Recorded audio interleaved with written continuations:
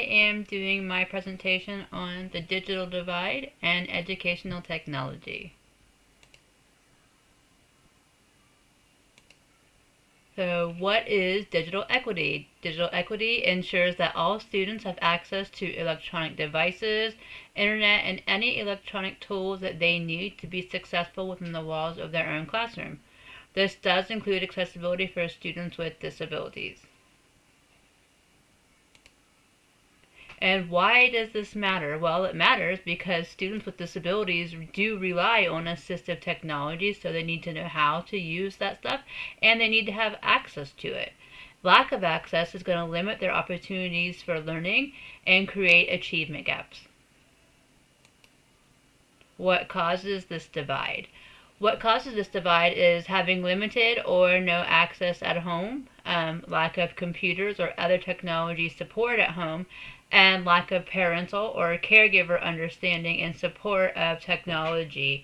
I do have students within my classroom where their parents may have a learning disability on their own, and they actually have had to come into my classroom and I've had to give them kind of some training on how it works and what to do. I sent home a principal for them to help them access that in order to help their students.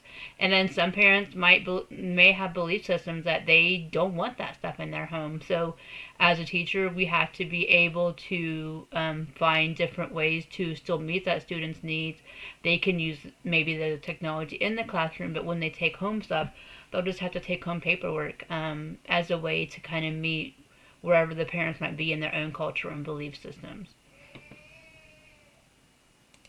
The student impacts. So that can create lower academic and progress with technology skills, reduce participation and wanting to use digital learning, because if they don't know how to use it and haven't had the exposure, they're not going to want to participate because they're not going to want to look dumb in front of their friends and other classmates.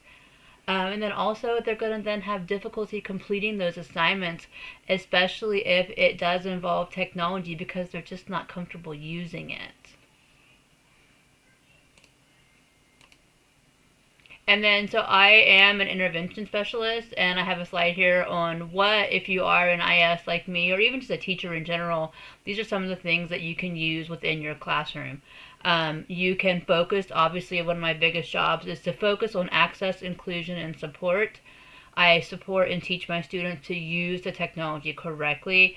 And one of the biggest things that I do is advocate. I advocate for student access, and I help my students get connected with anything that they need.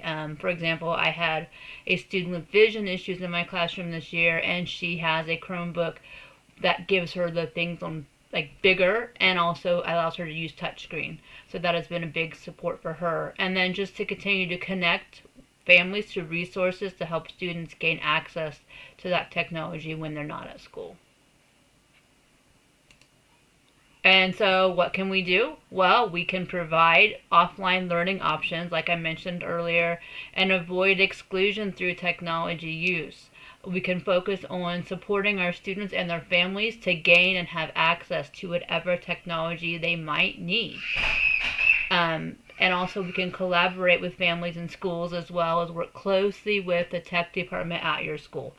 Make those tech guys your friends. That is what I did with my student that had the vision issues. I didn't even know or was aware that our district offered Chromebooks that were touchscreen until I reached out and asked for help. If you don't know, you won't be able to help your student. Just ask. Make friends with those tech people, because that's what they're there for.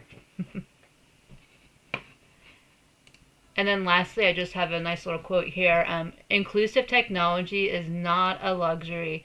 It's a necessity for equitable education. And part of our jobs as educators is being fluent in technology ourselves and becoming leaders in technology within the walls of our own classroom, in our districts, and in our school buildings. Lastly, I would just like to say that don't be afraid of technology, and also don't be afraid to help your students, because sometimes they're afraid to ask for help. So always just be in tune with what your students are learning and what they might need help with within their classroom. Thank you.